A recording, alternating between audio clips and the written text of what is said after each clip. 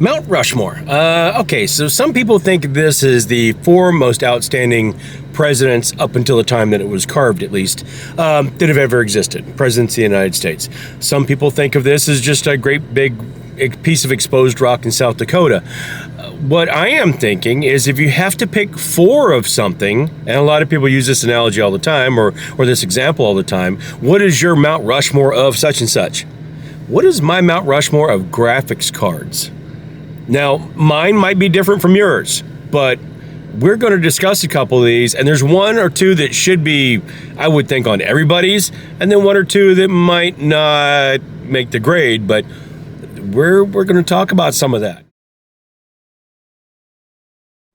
Okay, so this was all brought along by the comment on a video where I was doing the 3700X and the RTX 3060 together in a build that is actually now at my sister's house. Comment from Rick H8380 was concerning changing out, maybe buying or getting an RTX 3060 to replace the 1650 Super, and asked if that was a good idea. And I commented that the RTX 3060 was still a great card, and that got me thinking, is it on the Mount Rushmore of video cards? What are the four best video cards of all time? All right, so the Mount Rushmore of graphics cards, you have to pick four. You can only have four.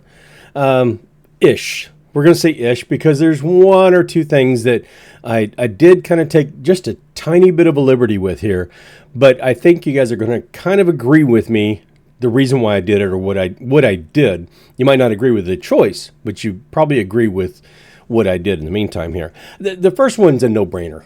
Well, it should be a no-brainer. I think it's a no-brainer, and that's the Polaris RX 480. AMD put this out in 2016, and yeah, for about $240 at the time. This thing, you could get a 4 gig version or an 8 gig version. It was on, it's a 16 millimeter, and it was on GDDR5, I think it was. This thing was reproduced. You had the RX 480, the RX 470, both of them in 4 and 8 gig, and then turn around and they refreshed it with higher voltages and clock speeds, and then you had the RX 580 and the RX 590, the RX 570. You had this thing stuck around for a while. Okay, the Polaris architecture stuck around for quite a while. They just not too long ago, like last year sometime, lost support for these, for driver support, but you can still find some drivers. The drivers are still on the website. You can still download them. They're just not going to be as current as some other things. But this thing, for being almost 10 years old, definitely one of the staples, one of the things that belongs there because so many variations of this thing came off of it. So many variations came off of this. The 4 gig, the 8 gig, like I said, it's all DDR5, GDDR5. The 400 series, the 500 series, all off of this RX 480. And even now, you see some of the Chinese companies still selling like the cut down versions, the RX 580, 2048.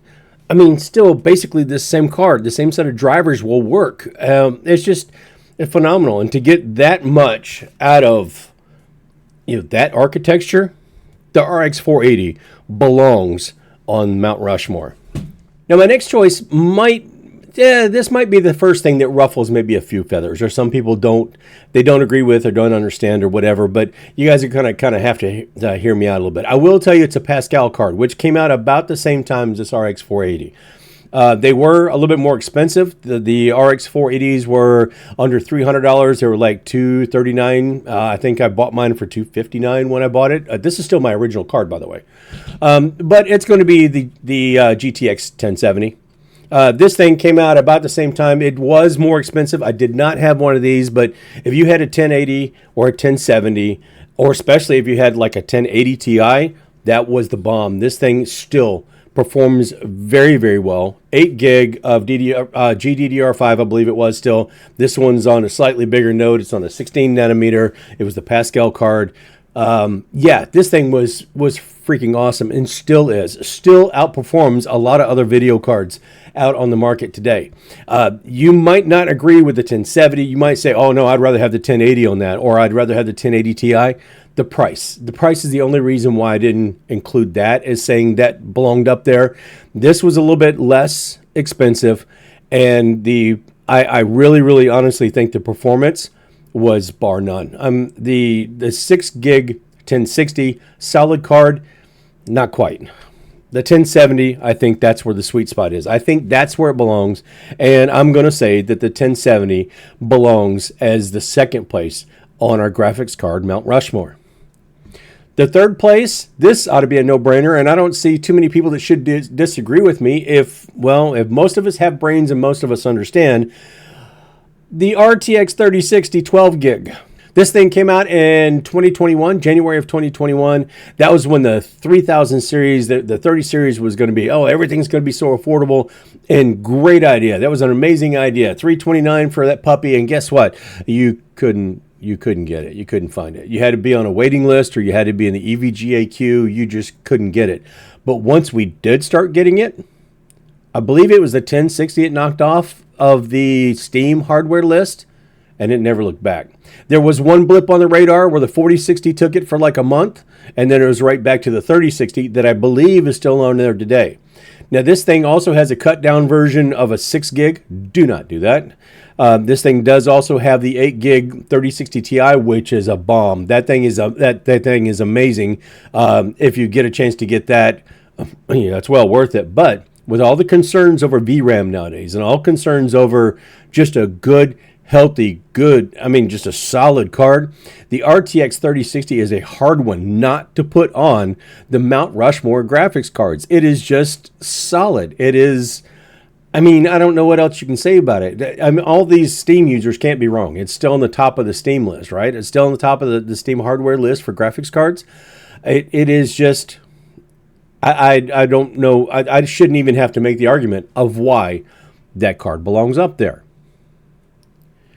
The final card, okay, now we've gone through a lot, and there's probably a lot of honorable mentions. There's probably, you can say the Radeon R9 or the R7 series, or you can say some of the old GTs or GSs, or you can. There's a lot of things, and some of you might even say, well, Intel really did a great job with integrated graphics.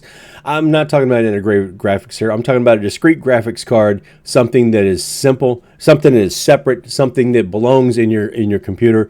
Some of you might go back to the Voodoo days and say that the Voodoo 3 or something on an AGP slot was something that deserved to be. And it may be. And I would give that probably an honorable mention, because the first time we had dedicated graphics was on its own slot, and it was on a graphics bus separate.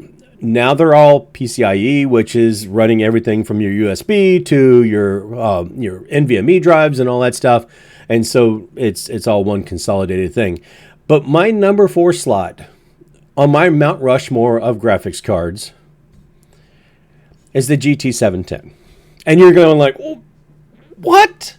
What? Hear me out. Okay, this is a GT730. It's not a 710, it's a 730. But if you do any troubleshooting at all, or you do any computer building, or you do anything at all as far as, hobby, game, or building computers or anything like that, you have one of these. I'm almost betting you've got one of these. You've got a 710 or a 730 laying around, because when all else fails and you're not sure if this one works, or if you're not sure the other one works, you are going to that 710 to say, hey, look, I know I can fit this in there. I don't need external power. I know I'm going to get a video out, and I'm just going to test to make sure that, hey, this works, and it's not the graphics card that's the problem. The GT710, in this case the 730, that's your go-to. That is your troubleshooting guide. That is your one. And for those being, they came out in 2014, so 11 years ago on DDR3. There might have been a DDR4 model. I don't remember. Is it 3 or 4? I do know that as you get older in some of these, like you get in the 10 series, the 1030s, and the 1030 had a DDR5 and a DDR4. There's a vast difference in the type of memory. But in any case, this was on a 28 nanometer mode, 28 nanometer node. It cost about $50 when they came out. Very, very affordable. And I'm telling you, if on this little Kepler card, if you are into computers at all, and you're doing any troubleshooting at all, and you're doing any building at all, you've got one of these stuck off to the side that you can go back to and say, I just need to make sure the slot works, or I just need to make sure it's not the graphics card that's the problem. That's one of those.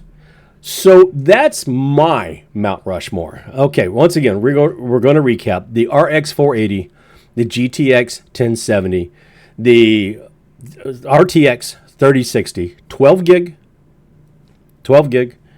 and the GT 710.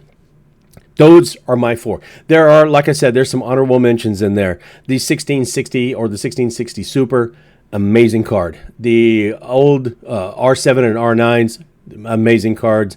The Voodoo from way back and when, yes, absolutely. Some of those are amazing, but I'm curious to know what your Mount Rushmore of graphics cards is. I want to know what your four choices. What would you take off the list? Would you bump any of them? Would you say swap out the 1070 for something else? Maybe the 1080 Ti? Maybe you had all that in a bag of chips and you could afford one of them puppies. I couldn't. But yeah, let me know. I'm very curious to know what other people think are their four best graphics cards of all time.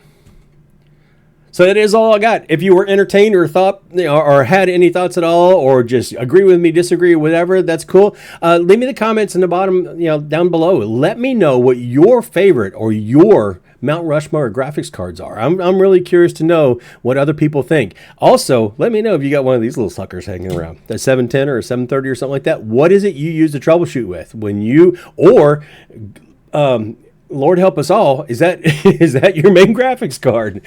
Let me know what you're using.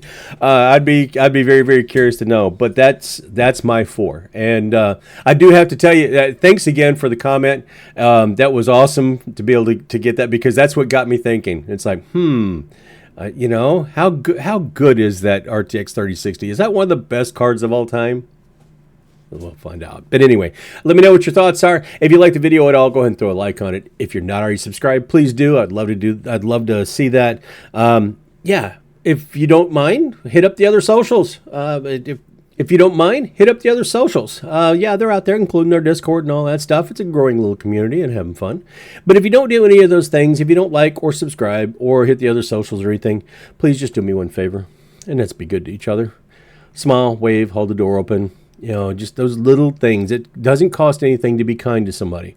And you never know when what you do might make a huge difference to somebody else. And I've said it before, but it might make a huge difference to you too. You never know. Anyway, that is all I've got. You can see I got stuff going on over here. This is going to be my new server. I'm doing some more Bazite testing with NVIDIA.